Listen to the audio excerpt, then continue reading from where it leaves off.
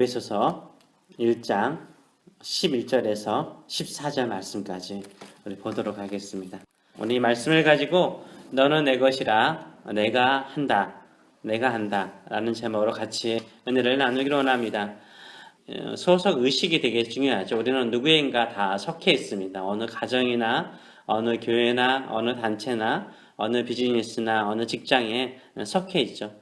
소속 의식이 있어야만이 또 우리가 소속감을 가지고 열심히 살아갈 수 있습니다. 그렇다면 우리는 누구에게 속해 있습니까? 또 그 소속에 대한 어떤 약속이 있다라고 생각을 하십니까? 오늘 본문을 통해서 두 가지를 같이 나누기로 원합니다.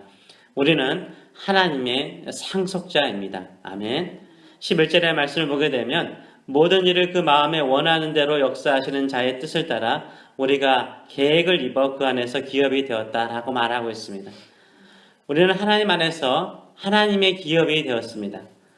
기업을 좀 더 쉽게 이해하자면은 상속자, 상속이라는 의미도 같이 포함되어 있거든요. 상속자가 되었습니다.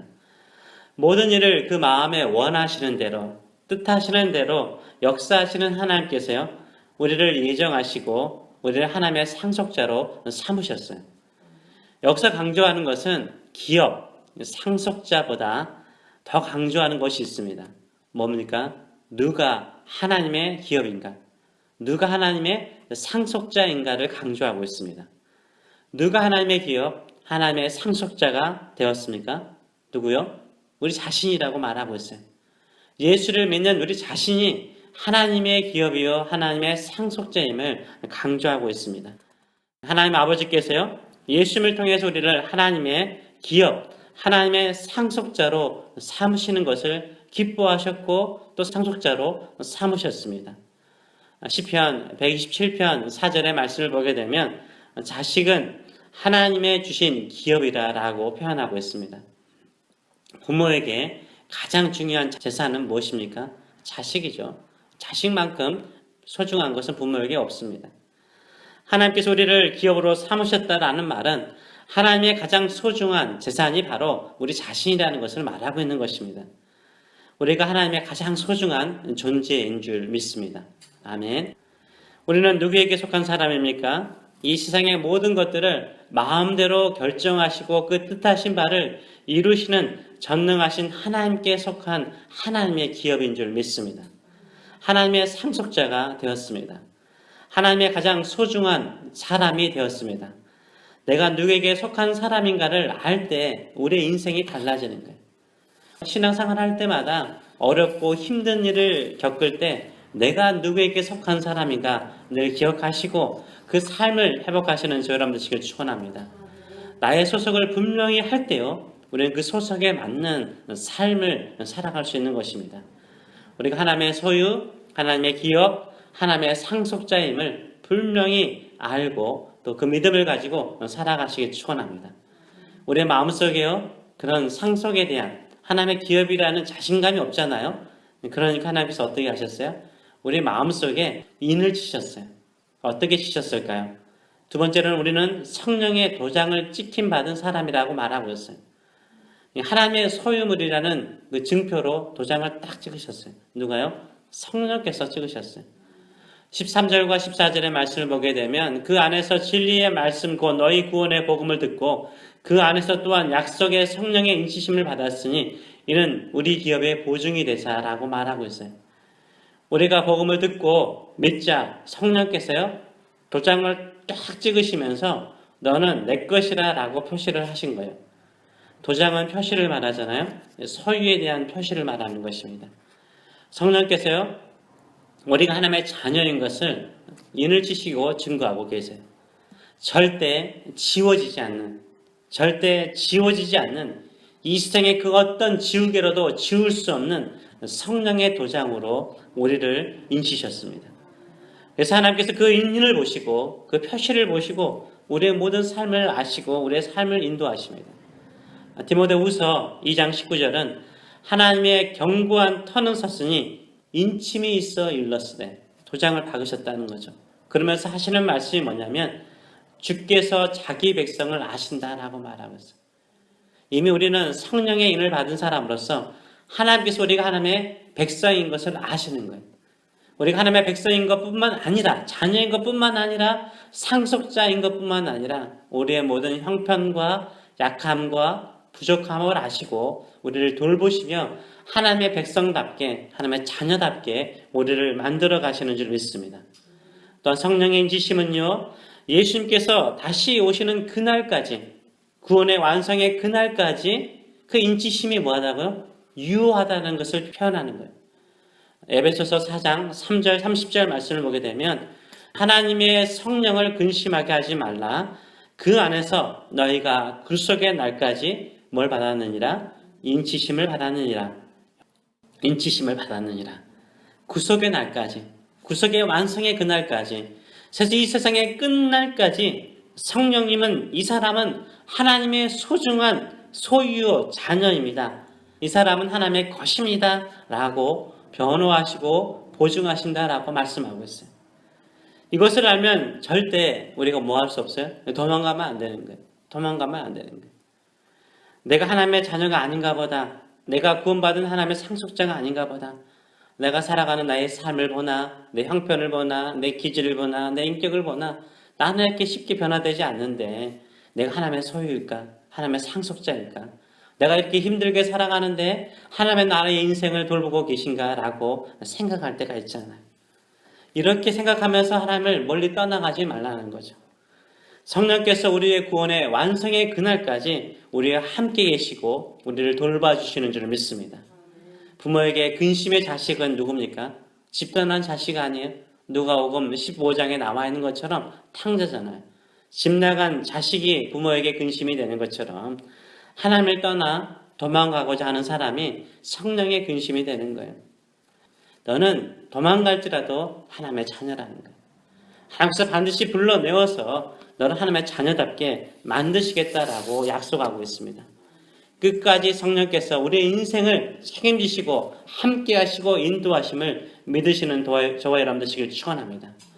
또 한 가지요. 도장을 받았다는 것은 성령의 보증을 함께 말하는 거예요. 우리가 집을 사거나 또 렌트를 할 때 미리 뭘 내죠? 보증금을 내거나 또 계약금을 내잖아요. 이 도장을 박는다는 말도 매매를 확실히 하기 위해서 우리가 계약금을 내거나 보증금을 내는 것처럼 그런 역할을 하는 것입니다. 하나님께서 성령을 우리에게 주신 것은 우리에게 앞으로 주어질 축복이 분명히 있음을 보여주는 보증금인 거예요. 이게 얼마나 중요한지 몰라요. 다시 말하면 성령의 보증은요, 축복의 시작을 말하는 거예요. 우리가 얻게 될 축복을 우리가 다 알 수 없는 거예요. 근데 분명한 것은 성령께서 우리 안에 인치시고 도장을 받으시면서 우리가 받을 축복을 뭐 하시는 거예요? 보증하시는 거예요. 보증하시는 거예요. 그래서 우리가 성령의 인침을 받은 하나님의 백성으로서 그 축복을 조금 우리가 알고 있는 거예요. 앞으로 우리가 믿음으로 살아가면 살아갈수록 하나님께서 우리에게 예비하시고 준비하신 그 축복이 엄청난 것인가를 깨닫는 저 여러분 되시길 축원합니다. 아멘. 그래서 성령께서 어떻게 그 축복을 보증하실까요? 고린도후서 1장 22절은 이렇게 말하겠습니다. 저가 또한 우리에게 인치시고 보증으로 성령을 우리 마음에 주셨느니라 라고 말씀하고 있어요. 보증으로 누구를 어디에 주셨다고요?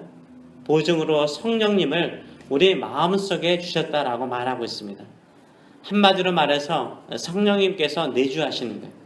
즉 성령께서 우리 안에 계셔서 우리의 그 기업의 축복이 이루어지도록 역사하시는 거예요. 아멘. 우리가 이루는 것이 아니라 성령께서 이루어 가시는 거예요. 얼마나 큰 축복이에요. 우리는 예수님을 믿는 사람입니다. 성령께서 우리 안에 내주하십니다. 그리고 우리 안에 위대한 축복의 약속, 그 계획들을 지금도 보증하시고 지금도 보장하시고 또 이루어가고 계시는 줄 믿습니다. 이것을 믿고 기도하는 거예요. 나를 하나님의 기업으로 도장 찍으시고 미래의 축복을 약속하시는 하나님께서 반드시 그것을 이루실 것을 믿는 저 여러분 되시길 축원합니다. 그 믿음을 가지고 기도하셔야 돼요.